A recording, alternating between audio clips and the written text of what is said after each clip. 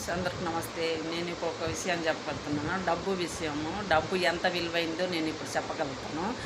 మరి డబ్బు ఉన్నప్పుడు మనం ఒకళ్ళు వచ్చి మన దగ్గర అడిగినప్పుడు మనం ఒకరికి ఇచ్చే స్థాయిలో ఉన్నప్పుడు ఆ డబ్బుని మన వడ్డీ రూపంలో ఇస్తూ ఉంటే మనకు ₹1 వస్తుందని ఎంతో సంతోషపడతాం.